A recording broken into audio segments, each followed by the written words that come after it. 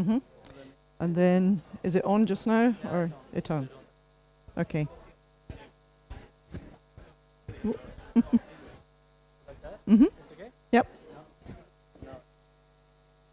Is that okay with you? Yep. Okay. Yeah.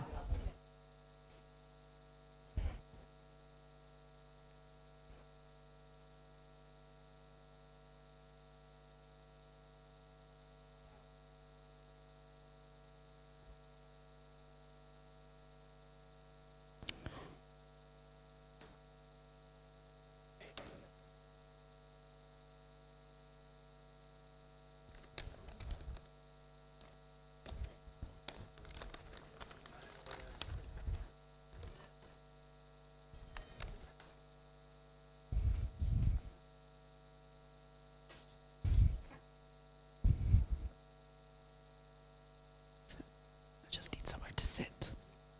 Can I just sit beside just for a moment? Thank you. Thank you.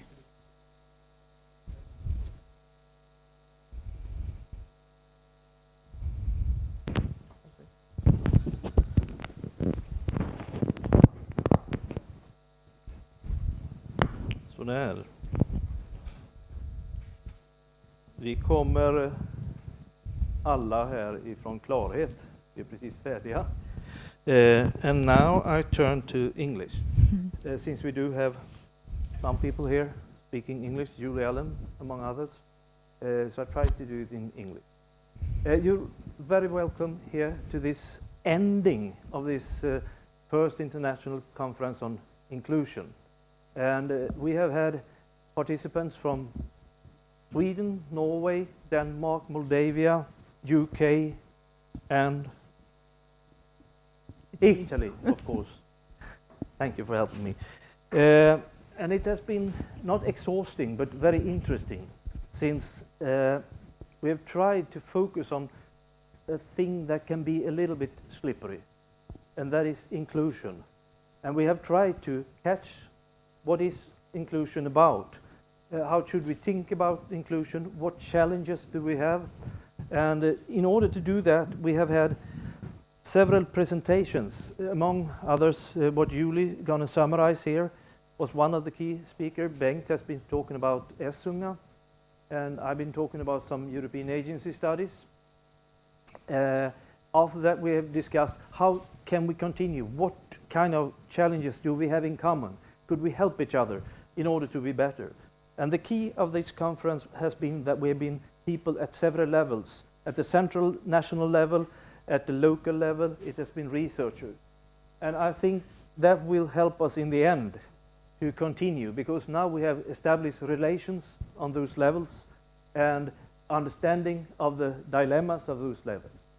So I'm glad to have you here, and I would gladly present to you Julie Allan, and she is a professor at University of Birmingham, among other things, and you can say more yourself, but it's a great honor to have you here. And this audience is very skilled, knowing people, working, of course, a lot with inclusion and support for inclusion. So welcome, please. Thank you.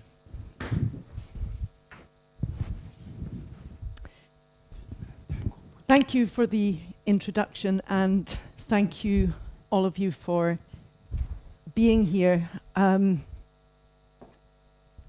Jag kan prata en mycket lite svenska, men det är så långsamt.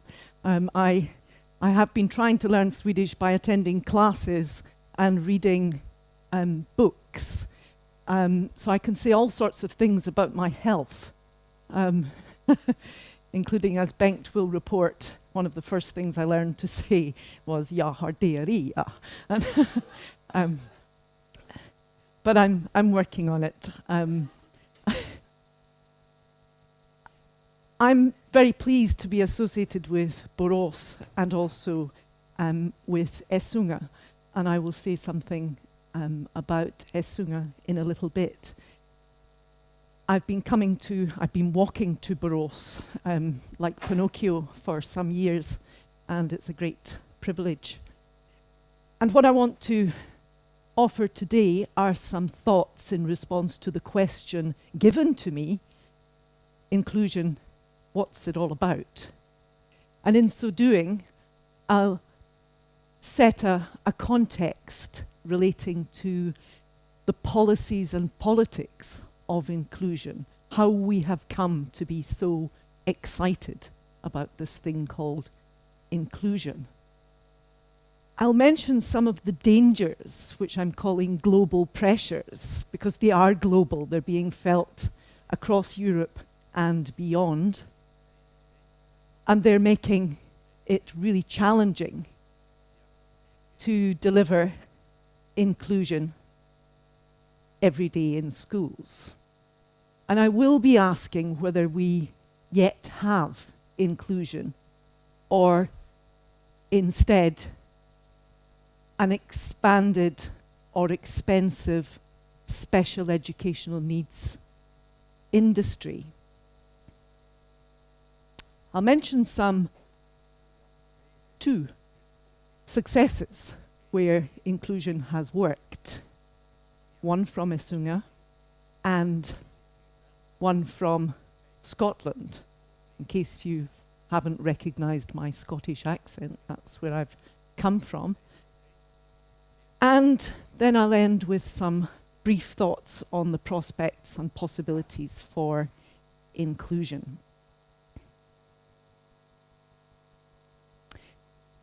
Inclusion, as you will appreciate, has been formulated in policy, in particular in the Salamanca statement signed by 92 governments and 25 international organizations. And it was supposed to be a better idea than integration, because it was supposed to be, is supposed to be, about increasing the participation of all children with special educational needs in mainstream ordinary schools. But crucially, it is also supposed to be about the schools changing their structures, their assessment processes, changing their environment, the layout and atmosphere, and changing the attitudes. And that idea of changing the school comes from an influence of disabled people in the form of the social model of disability. The idea that the problem isn't with the child, it's with the school. But we remain uncertain about what inclusion means in practice. And my own research has recorded teachers saying they're confused about inclusion, saying they're frustrated, that the demands on them make it difficult to be inclusive. They feel guilty that they let down children and family, and they feel exhausted, unable to go on. And these frustrations, guilt, and annoyances with inclusion seem to come as a result of many global pressures on inclusion. The first of which is what the anthropologist Marilyn Strathern calls a tyranny of transparency, an emphasis on showing how well we're doing when the inspectors come, rather than improving one's school practices. In Stephen Ball's terms, forcing the fabrication of results. So we invest our energy, and we make our teachers in schools invest energy in proving they're being effective or inclusive. And this all has to operate within a dominance of what works, with people asking very simple or perhaps simplistic questions, asking for tips for teachers. And this pervades the education system entirely, but when it comes to inclusion, it forces the production of resources and textbooks that are frankly stupid and simplistic. They have such titles as, my favourite, Getting the Buggers to Behave, Supporting Teachers in Dealing with Children with Behavioural Problems. This book is in its 4th edition and sells hundreds and thousands of copies worldwide. And amid the plethora of resources that simplify inclusion to managing difficult children, we're missing the voices of children. We're missing the voices of parents. We're missing the voices of disabled people. We're missing the voices of minority groups. We're missing the voices of teachers who can help us understand how we might go on with inclusion and achieve not outcomes, but consequences that help people to live a good life. We're also failing to recognise what was mentioned by the European Development Agency in the importance of teachers and the importance of motivating teachers, informing about them and understanding their needs, helping with their training, helping to coordinate themselves through association, but also principally through education, which is our way of knowing. And so, of course, we progress and proceed towards inclusion, because we're here talking about it. We're all trying to achieve it. But we have at the same time a rapidly increasing and expanding and expensive special educational needs industry.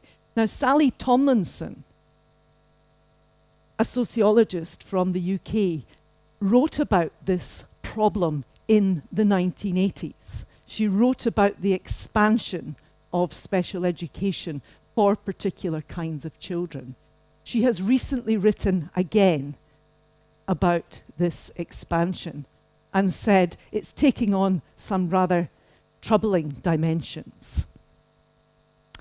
She says the expansion of the special educational needs industry is proving irresistible, and it arises from a continued need for resourcing on the basis of a diagnosis. It's rewarding to seek and achieve a diagnosis.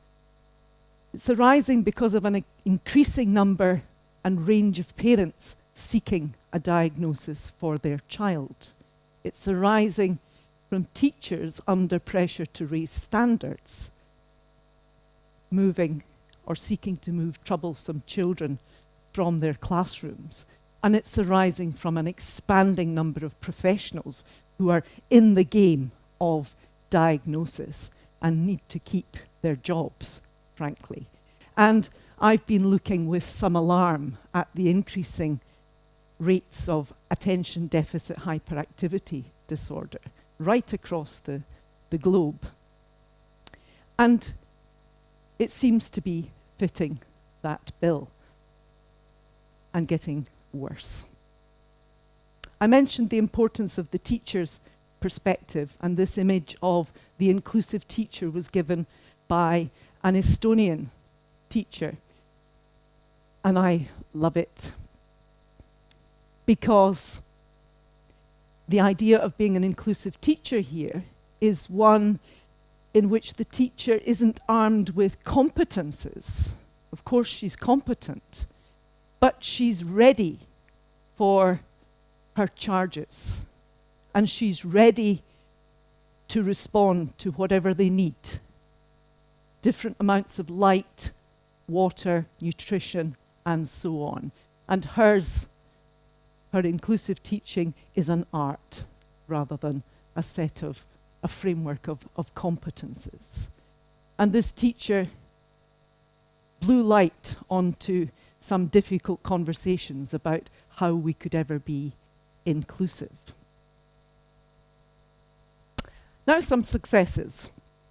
And the first one is Essunga, and I suspect we'll hear more in the discussion. And I've been associated with the project with Bengt and Elizabeth in Borås here, and you will all know about Essunga's public success, moving from bottom to top of the exam league tables in 3 years through inclusion. Principally, special classes were removed, the children were in classes, in mainstream classes, the teaching resource was redistributed. And we've been talking to the children. Elizabeth has been interviewing the children and getting their voice on what's happened.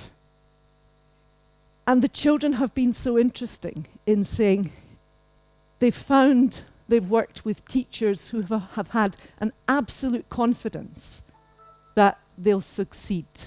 Clarity about what they have to do in order to achieve goals every day, every moment. Constant pushing and driving of students, creating an expectation that they should seek help when they need to. The students amusingly have talked about the teachers as quite boring but effective in passing over the motto every day, together we can be a great school. It's been ringing in their ears because they've heard it day in, day out, but that's part of the achievement for them, the success in hearing it constantly, that everyone will succeed. And they've been working with teachers who seem to think it's fun to work.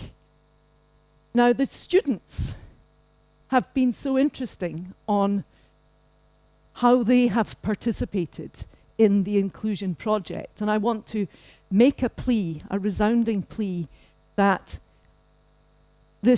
inclusion is something we can all do together.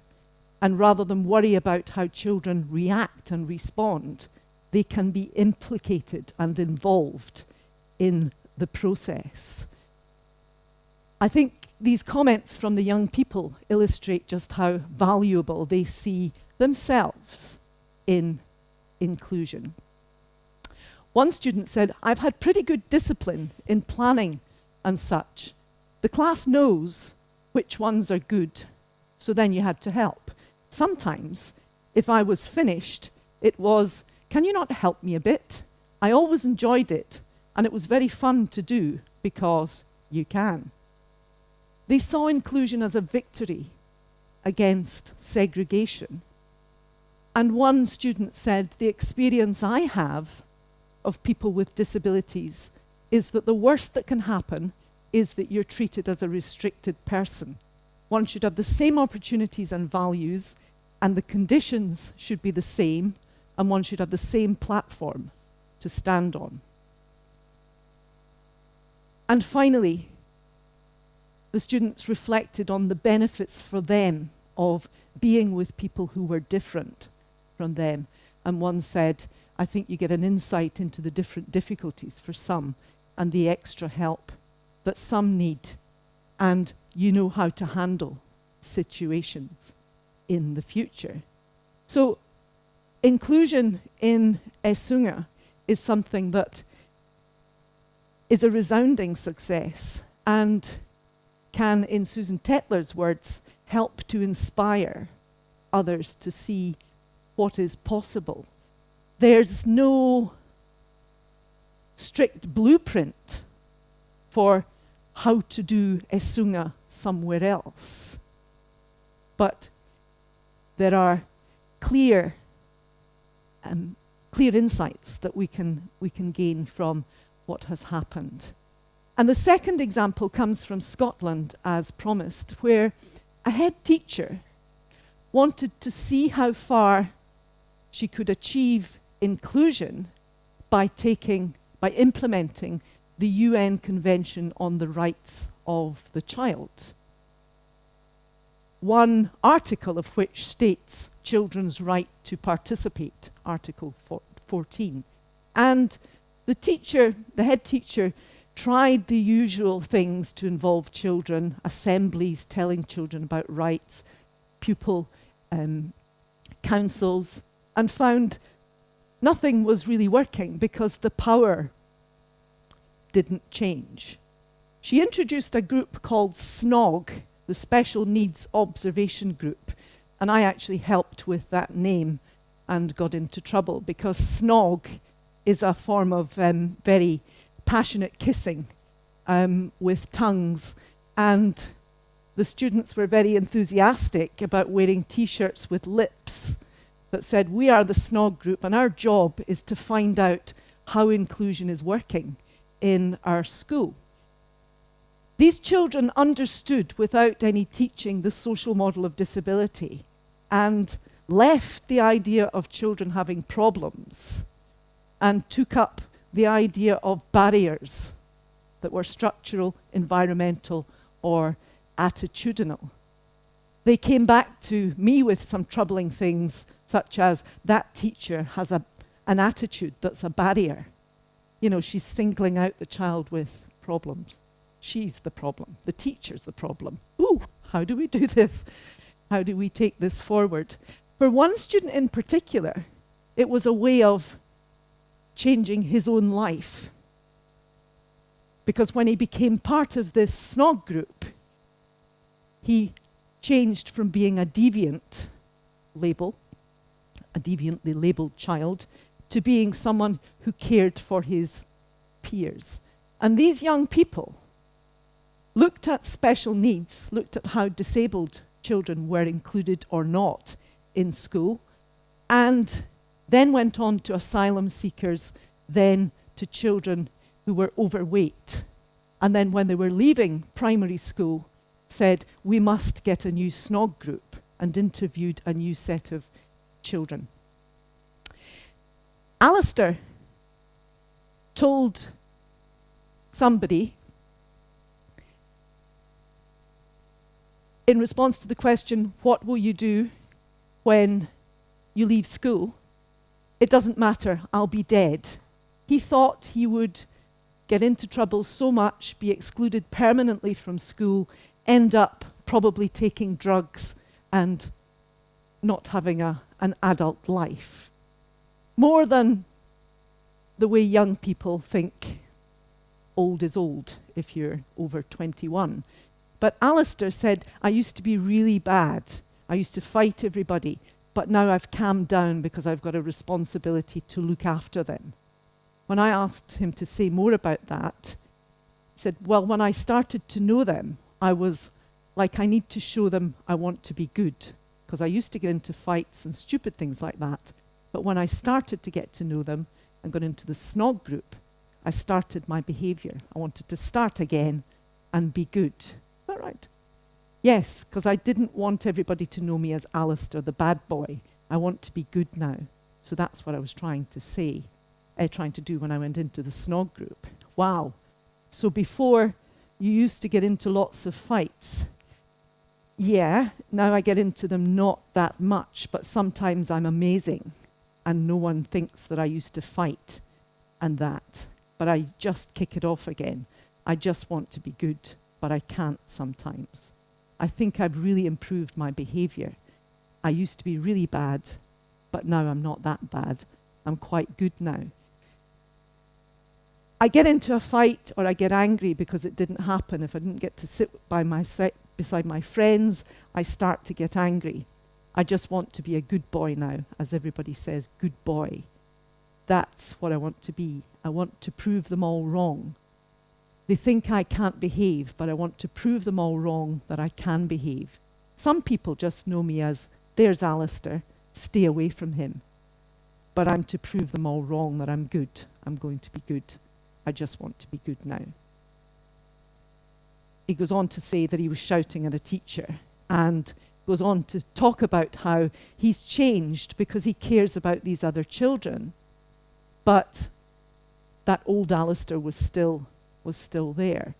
And his point is that being part of the SNOG group meant that he could no longer be just this naughty boy being kicked out of school regularly. Alistair led the group and seemed to have the most sophisticated appreciation of the barriers to inclusion and the social model. And for me was quite a salutary presence, and has gone on to secondary school, has gone on to achieve in both academic and sporting life.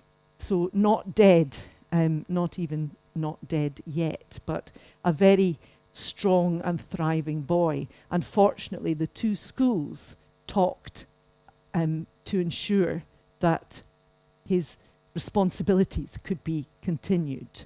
So that's all Alistair, and I want to just end with some thoughts on the prospects and possibilities for inclusion.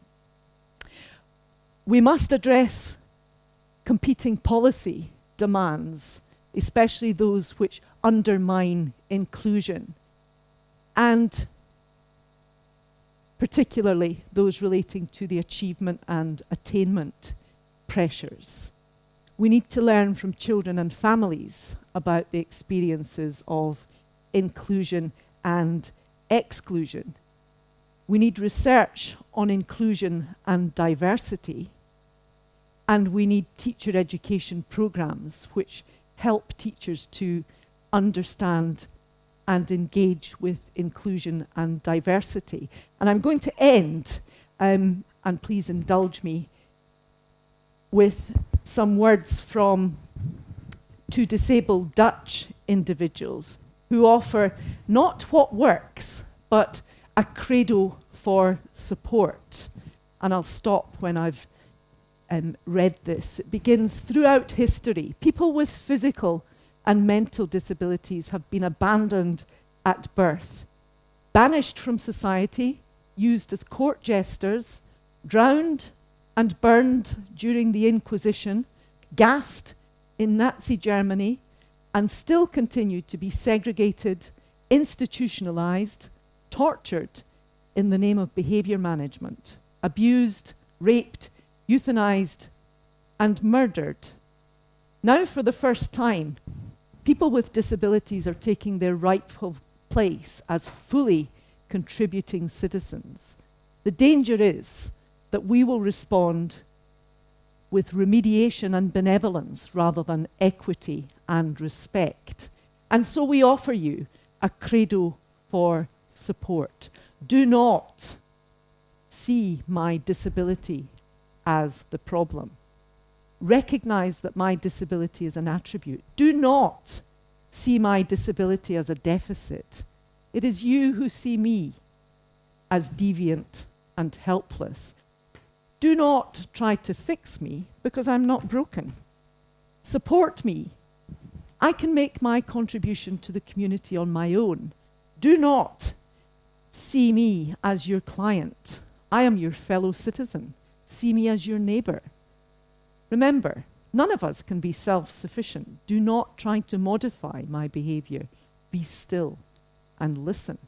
What you define as inappropriate may be my attempt to communicate you in the only way I can. Do not try to change me. You have no right. Help me learn what I want to know. Do not hide your uncertainty behind professional distance. Be a person who listens and does not take my struggles away from me by trying to make it all better. Do not use theories and strategies on me. Be with me. And when we struggle with each other, let that give rise to self-reflection. Do not try to control me. I have a right to my power as a person. What you call non-compliance or manipulation may actually be the only way I can exert some control over my life. Do not teach me to be obedient, submissive, and polite. I need to feel entitled to say no if I'm to protect myself. Do not be charitable towards me. The last thing the world needs is another Jerry Lewis. Be my ally against those who exploit me for their own gratification. Do not try to be my friend. I deserve more than that. Get to know me. We may become friends. Do not help me even if it does make you feel good. Ask me if I need your help. Let me show you how you can best assist me. Do not admire me. A desire to live a full life does not warrant adoration. Respect me, for respect presumes equity. Do not tell, correct, and lead. Listen, support, and follow.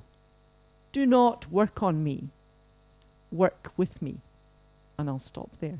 Thank you. Thank you, Julie. That was an introduction. And I have a suggestion. I didn't say my name. My name is Per Skoglund. I work for the National Agency for Special Needs Education and Schools. And I really appreciate that you have been here. And now the plan is very simple. We have some persons I place up here in the panel, and I'm going to start in a certain order. I'll tell you later. So Bengt, would you please step up? Georg, Eva, and Christer. I will present them. This credo hopefully made your brain and feelings to shiver. And if you have questions, we have the chance to pose questions to the panel. But since we have heard a story about Essunga, Julie told the story about Essunga, I would like to start, because we have the opportunity to have Georg Agorastos here. Agorastos Square, or what does it mean? Yeah? Agora Square, yeah. Perhaps you can say Yeah. Yeah. So that's good. We stay at the square because George, he's a teacher at Essunga School, and it's one story to tell by research, it's another story to tell from within. And you are, as we have said the whole day during the conference, the most important vital quality of Swedish school is the teachers, of course.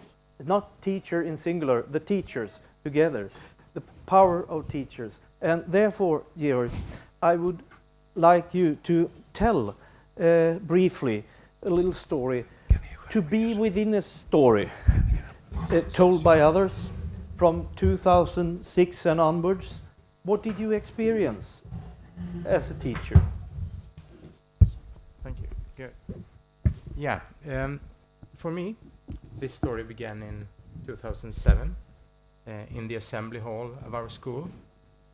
The first day, all teachers were there, and our head of school and social services was to hold his annual speech.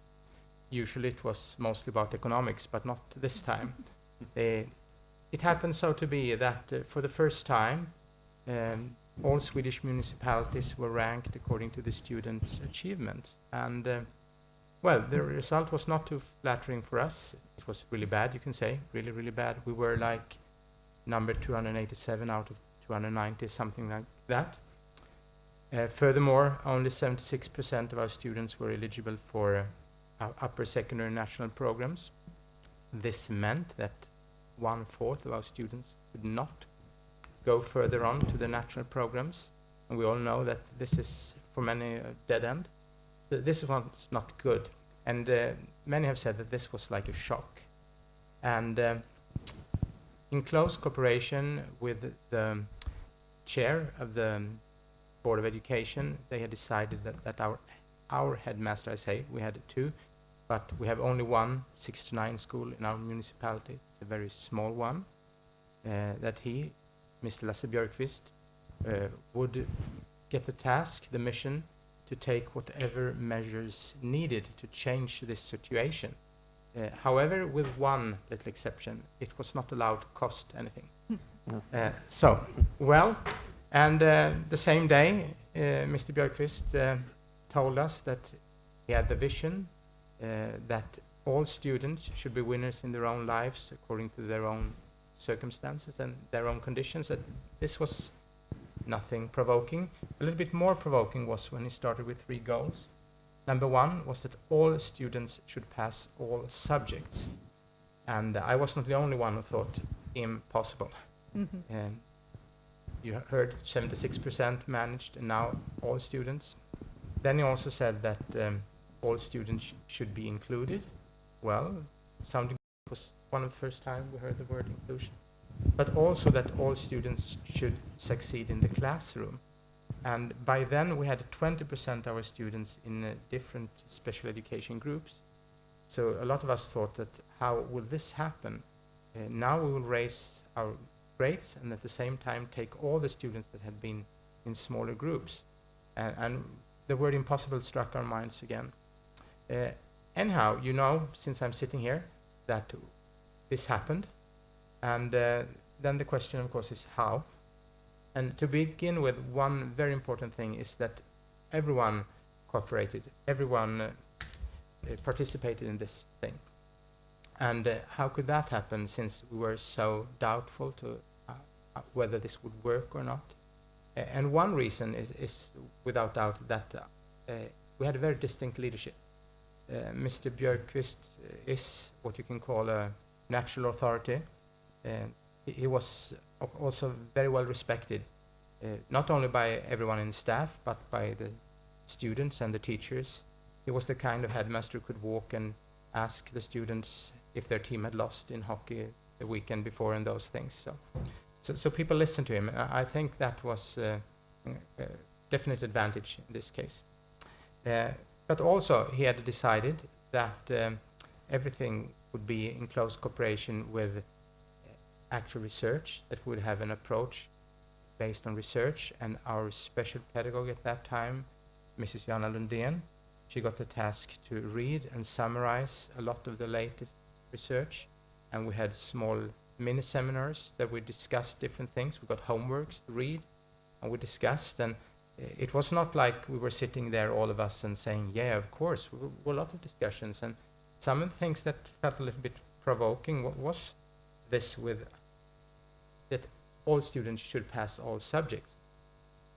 But as Lasse pointed out, we cannot have a goal that 95% should pass all subjects. Even if that would be a quite brave goal when we had 76.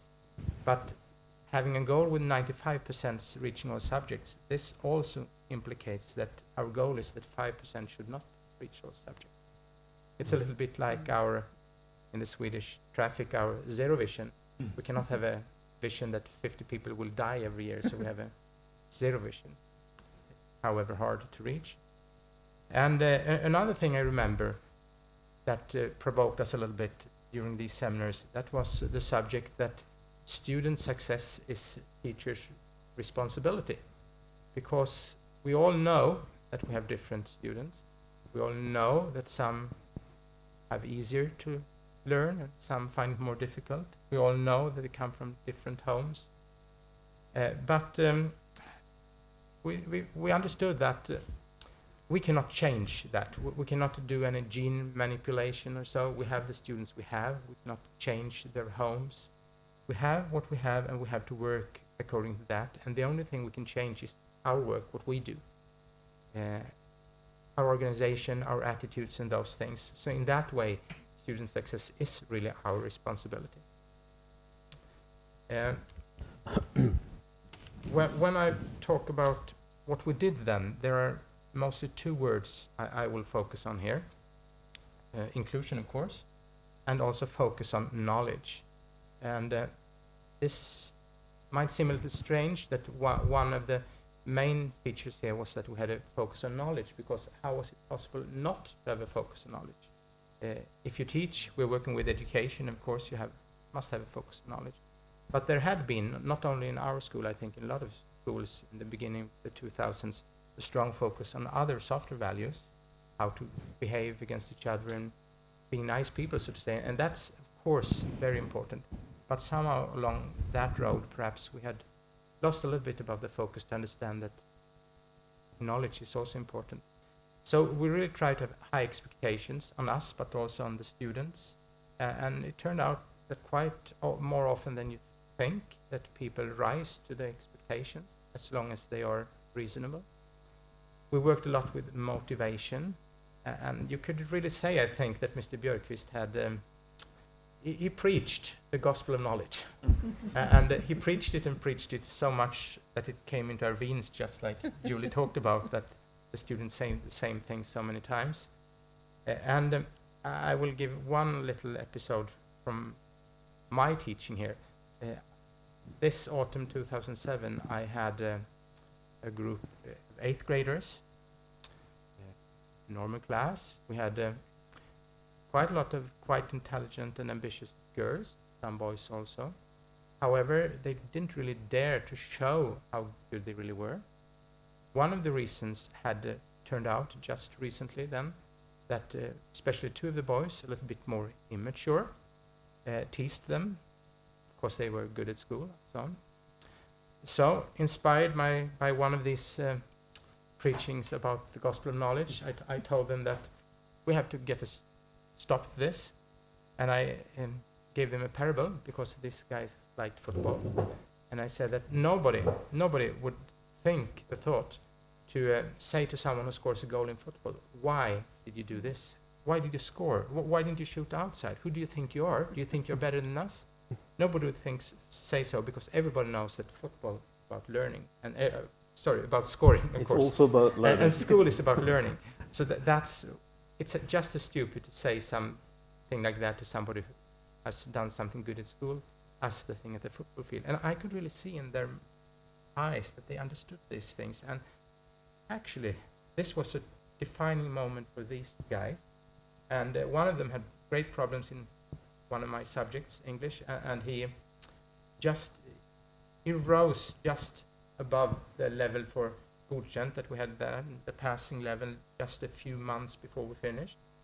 And it was one of my happiest moments as a teacher, actually, that he did this, because he had nightmares about his life being wasted away, not reaching this. And I'm happy to say that both of these guys has also passed upper secondary school and those things. So it was like an important thing, the motivation that they had. About inclusion, a lot of things have been said. And one of the things here was that we were afraid that if we got all the students and nothing else happened, inclusion is, the word is not like an abracadabra and everything would happen. So of course we had to change a lot. And one of the things was the reallocation of resources here that Julie talked about. And quite often, not as often as you read the newspapers, but quite often we had two teachers in the classroom, when, especially in the core subject, Swedish English. And this was something that many colleagues were a little bit hesitant about, because they thought, like, am I going to be surveilled now? What if I make a mistake? And so on. Will they go tell the headmaster? But just after a few lessons, I think that everybody found that this was fantastic. Now we had the chance to help really much. So on. I think this was a real great thing. We also tried to have more structure and predictability to help these students. We thought that they were really needed that, and that all students could benefit. We had on the whiteboard we wrote starting block, as we call it, how to start the lesson, the goal, the homework, starting and finishing time of the lesson, and some other points. And then we had extra training, breaks, and so on when the class was divided, homework help. This is nothing unusual, I know, and holiday school, which is also nothing unusual. But together with all this, motivating talk, let's say, the students really took care of these times, and went to these extra hours. And I think that was a big reason that the results went so high. It's very interesting to listen to you, and with your own words and memories and so on. I'm curious, after an amazing journey like that, a lot of struggles, how is it now? Do you get to any new hardships, and how do you overcome them? Yeah, of course, because it's a problem that we don't have exactly the same students and the same teachers, the same parents the whole time. We have to win the battle every year. To begin with, I want to say that we were as school, never as bad as 2007, never as good as 2010, because we all know, all teachers know that some years, especially the small school, our school, with so few students, some years are better, some years are worse. Right now in the 7th grade that I have, for example, one student is like 1.5%. We had better years before, and we have then 2007 and the year 2010, they were amazing year. But the change was obvious. We saw that it was fantastic. And even if the results have not been good, you can still feel that there has been a change. What we can have problem with is, for example, when all these extra hours of help and homework help came, many students were so eager, they came and asked for more help. I think that now many students, they take it for granted, and we have to force them there. It's not like a gift that we give them, it's like you can expect. And then one backlash of all the newspaper headline. We have a good thing was, of course, that nobody said that the work would go to bad school, and that was a good thing. The bad thing can be that everybody thinks that they will fix everything and forget a little bit of responsibility from home, and so it's still a good school. We don't feel the magic in the same way as we did then, but it's still a good school. That's good to hear. Still a good school. Yeah. With a lot of experiences. Yeah. And this experience matched very well to the theme, the fundamental theme of this conference. Different actors at different levels. Now in the panels I do have from the left, from the right side here, Eva Minten, who is director at Skolverket, National Agency of Education, and have that perspective, national perspective. We do have Christer Färm, who is development executive in Mölndal municipality. And we do have Bengt Persson, who is representing host but also a researcher of this conference. So I will start asking some questions. I will start with Eva, if that's okay. From a national perspective, this conference and what you heard now, what's the most important thing you bring home to Stockholm from this conference? Oh, there are many things really, but as from the national perspective, we do think that inclusion should be the attitude and a working and organizational principle, as you've done in Essung, of course. And we really plead that segregated and streaming groups must not be permanent. And I have heard very many good examples of doing working with inclusive processes, so I am very happy being here, just taking home all this knowledge. But I think also it's very important to have a common knowledge base, as you also talk about, that you read the same literature, you discuss in different groups, and you have this chain of responsibility. And you have mentioned your school leader very much, but I also think that that chain must be from the very top to the very bottom, so to speak, all through the system. And at the municipality level, we have it rather clearly, but it's also it's a work for us at the national level, okay? To have this responsibility. Someone must take this responsibility for doing this kind of work. And then we have been talking about this cross-sectorial work, which I think also is very important when you're talking about inclusive processes. And as I see it from my point of view, that we must highlight good examples, and we can be much more concrete with that. And Essunga is one example, and then we have the Scottish example. And then I am very keen on using the knowledge from the professionals themselves. And we have the wording in the Educational Act which says that utbildningen ska vila på vetenskaplig grund och beprövad erfarenhet, and proven and documented experience. I mean, this is something for the professionals to build on, and we need that knowledge, and not only the knowledge from the academy, so to speak. So this is a very important mixture to build this knowledge base, and there I think that we lack too much knowledge. And that's a great work that we have to do to work together, all levels and different. If you are from the agency or from your municipality, or you work in a school, or if you are a teacher, or if you are a student, because I really like your input there with the voices from the students. We must hear the students much more than we do today. And I think it's very interesting. You uplift one key question throughout the whole conference, and that is also for all actors at all levels. What can the national actors, how can we act together more forcefully in order to help in a concrete way schools and teachers? And you catch it very well. Thank you, Eva, so far. If we look upon this, Christer, from the local perspective, but not local, I mean from the overview you do have as the central part of a community or municipality, what have you gained from this conference? You gave a lot of it, but what have you gained?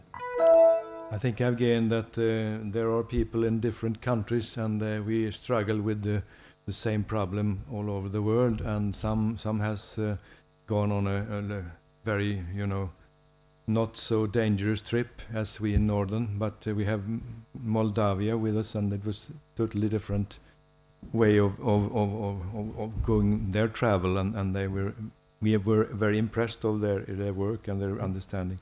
What I think is possible to do too, it's that I don't want to deliver all of school development to experts.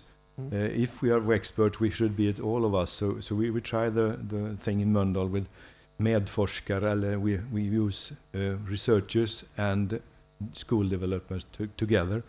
And the school developers are the teachers and the headmasters. And I think I take with me another word also, Pelle, that there are researchers, but there are also searchers.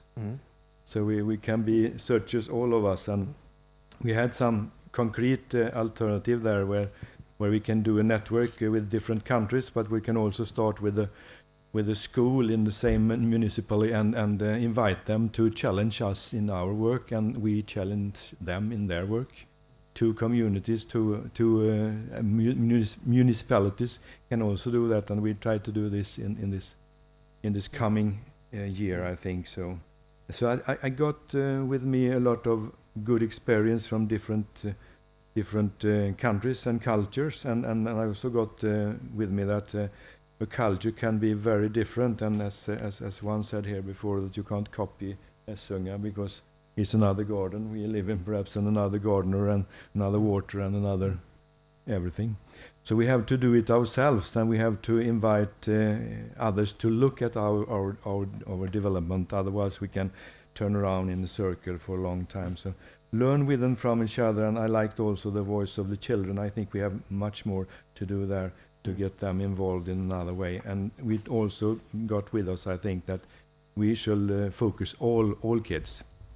Everybody has special needs, you can say it, and it's not that we can take a little group. It doesn't depend on we put them outside the classroom in a room or inside the classroom. We have to see everybody who is in front of us and understand how they learn. And you said about your headmaster that he could ask questions. How did it work with the ice hockey team last? I said, you are very present to the kids. You have to be that with your colleagues if you are a headmaster too. So it's relations, learn with and from each other. Learning from each other. And you pinpointed too, before I lean to Bengt, you pinpointed that learning from one another, and that was also a key theme at the conference at different levels. How is the best or a good way to learn at local level, central level? What kind of constructions do we have? Are they good? in order to help especially schools and teachers. So collaboration is a theme. Bengt, professor at Borås, would you like to summarize your impression of this conference? Well, yes, I will. Yeah, later. Yeah, I will do that now. Well, I feel that these 2 days is an excellent example of collaboration with actors on different levels. And when we prepared the conference together with you, we actually found that very few conferences include professionals from different levels. And now we're talking about levels, we mean ministry level, talk about national agencies, talk about researchers, and we talk about the local level schools and principals in schools. And I think this is a beginning of something new, where we as researchers, we need to show that what we produce as researchers should be directly possible to understand and discuss and take further. And a conference like this is, to me, it's an excellent exercise in doing just that. What we are encouraged as researchers to produce our results in international journals. That is rewarding for us. It's rewarding for our universities. At the same time as we know that very few read these articles. So if we want really to come out with the results, we got to find the platforms and have solid platforms where such results could be presented, implemented, and utilized.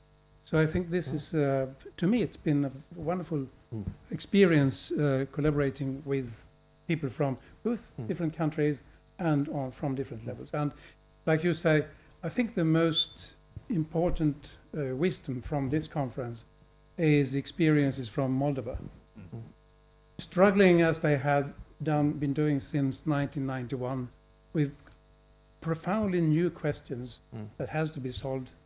I've learned a lot, and many of us listening to them confirm that this has been extremely valuable for us, because sometimes we tend to lean back and say that we have done all this in the Nordic countries.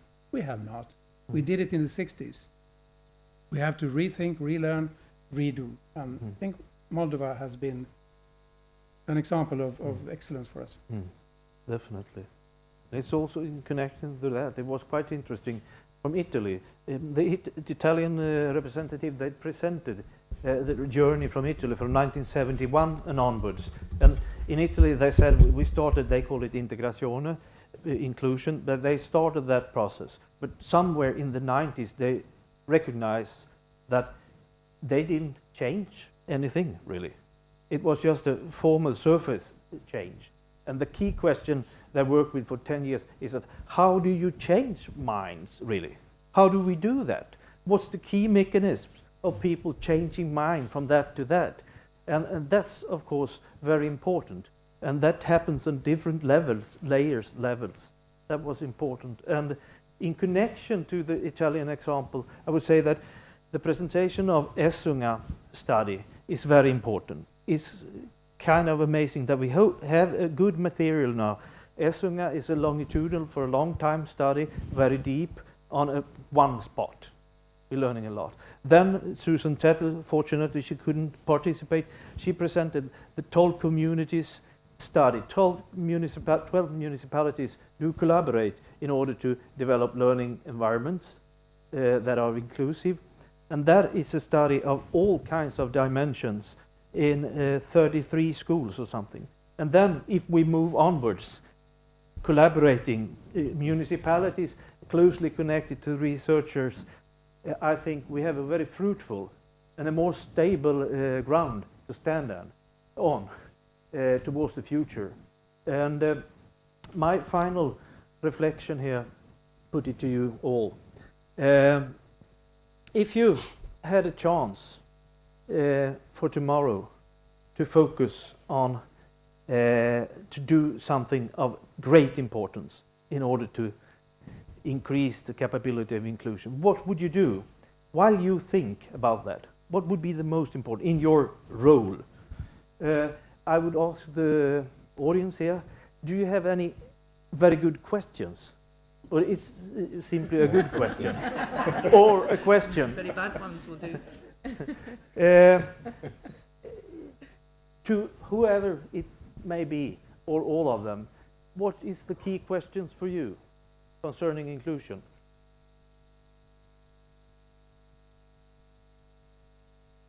Åke Larsson, Kungsbacka.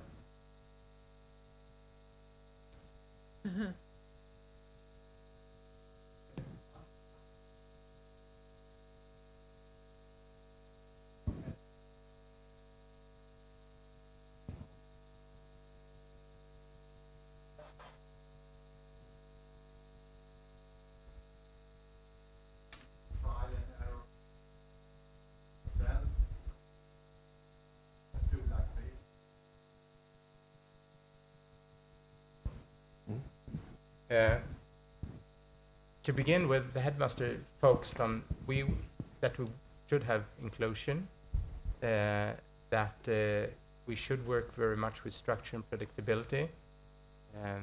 That was like a rule. That was a decision. We actually had no choice. Everybody wanted, thanks to these seminars, but he didn't actually give us a choice to say inclusion or not, or so. And then we had a special model with structure and predictability that we were supposed to have, and those things. So those things were from above. Then we discussed together, colleagues with more on the floor, other different things, how to solve different problems and so on. And we had, at least I can say that myself, I had a very close relationship that we very often talk with a special pedagogue, and she came with a lot of ideas. She did, and I think she did that, try to help all teachers that asked in that way also. Okay.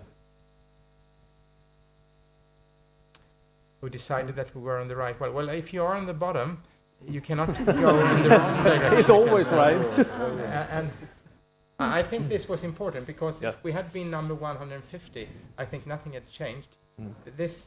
It was not possible to just say, let's go on as before. It worked well. So, and every step forward was, however small, it showed that it was better. So when the grades the year after had left from 180 or what it was, a little bit higher, it was like a success, and we celebrated. And so even if we were not top 150 or so. Yeah. It's the true story of life. Yeah. Small steps. Some other questions? Yeah, please. My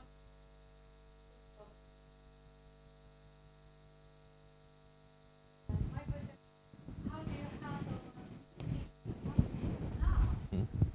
handle That's very important. Good. And perhaps we have not done it effectively, efficiently enough. Perhaps we have just taken for granted that everybody knows what it is. Because even if... I think we have changed quite a lot of the staff since 2007, definitely, and from 2010. Seems strange perhaps, since it has such a good school, but we are a little municipality out in the countryside. Myself, I go 40 kilometers by car, and have done that for many years, but not everybody wants to do that, so it's easy to lose teachers who get a job where they live and so on. And we have got not only new teachers, but also experienced ones, but perhaps we should have been better at communicating really these things, because we have not had these seminars lately, and perhaps that is something we should have gone on with more, because even if we didn't understand the importance of it then, I think when I look now in the rear mirror, I see better how important it was. So that is one thing that I could have been done with. experience? Yeah. So. And this was also a great question at the conference. That is, what happened after teacher education? Nothing. Nothing. Or do you have an in-service training taking care of new people? It's a very accurate question. Something else in your mind? Otherwise, my little Nobel Prize question. What would you prioritize if you only could do one thing? this would be very important to do tomorrow for me. And I would say, Julie, would you like to take that? Gulp. Snog. Snog. Everyone should snog. And having heard a lot of wisdom from each of the actors over the last few days, I would make a plea for the introduction and formalization of wisdom in education and inclusion. Now, I think he's a Dane, Flyberg, has a name for this wisdom. He calls it phronesis. And it's more than just being smart. It's allowing practical judgments to be developed through failure as well as success. So as part of this introduction of wisdom, I would like to plant alongside what works, what fails. And Samuel Beckett helps us out here. He says, ever tried, ever failed, try again, fail better. And so practical wisdom could be developed through allowing teachers and administrators and ministers to experiment with approaches to inclusion and document and think through why things didn't work and how we might go on different. So wisdom. for me. Wisdom, phronesis, Greek. Yeah, Bengt. Oh. I used to keep up Yeah, the... yeah. Well, I think wisdom, like Julie says, or to try to take one step further from knowing to understanding. We tend to stop when we say, well, we know this. We heard about inclusion so many times, we know about it. But did we understand? Did we get the insights? Did we have the insights to really work on it and to understand different perspectives of it? I think that is important. That those steps are important to take. And I mean, knowledge is the hallmark of all Swedish or all countries' national education policies. At the same time as it's very badly defined. So knowledge, to me, today, at least in the Swedish debate, is very on the surface, and very little about how to deal with the challenges we face behind the corner. We know about them. We have to do that, and inclusion is one factor in this process to get insights, I think. Thank you. Better define and better understand knowledge. Eva, what's your reflection? Well, I think that we must highlight this issue in our dialogue with the department. That's very important. We must also reinforce our work on inclusion within the agency. And I think that we must collaborate more with you and with the Swedish Inspectorate. I mean, at the national level. So there we have 3 great challenges, especially the first one. That we have that in common. Thank you. Christer? Yeah, I suppose I have a total power here, so I can do whatever I want. Yeah.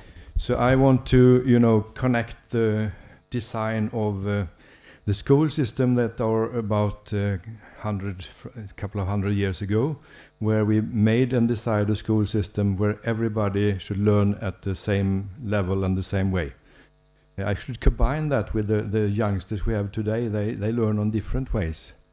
So I have to redesign the school system, not the kids. It's a humble. Yeah, they will humble guy. The little one I should do is not to make the headmasters and the teachers being alone. I should put them together in learning groups, and they could tell and show their uncertainty, so they can go on as you were into, Julie. That was the small step. Thank you. Seems very wise. And Georg, finally. You said in my position. Yeah? Yeah. In my position, perhaps I would try to get our school to start more with those seminars that we talked about, to discuss more, to get everybody to think in the same way, So we go in the same direction anyhow. That's what I would perhaps work more with.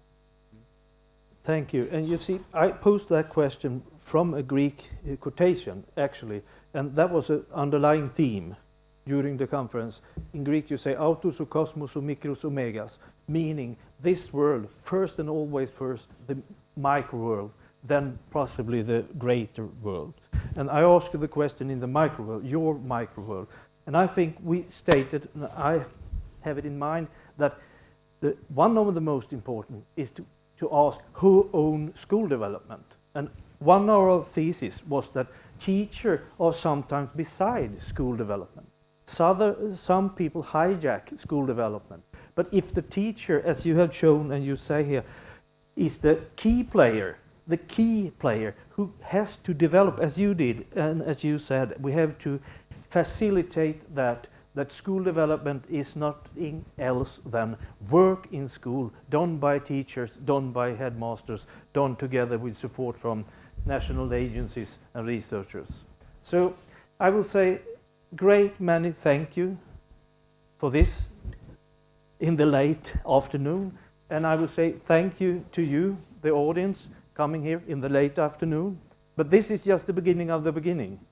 So now on, we are more people involved and bring this idea out in the world and bring it back to this actor when you do something of importance, of interest for other people. We help out. Thank you and have a good afternoon.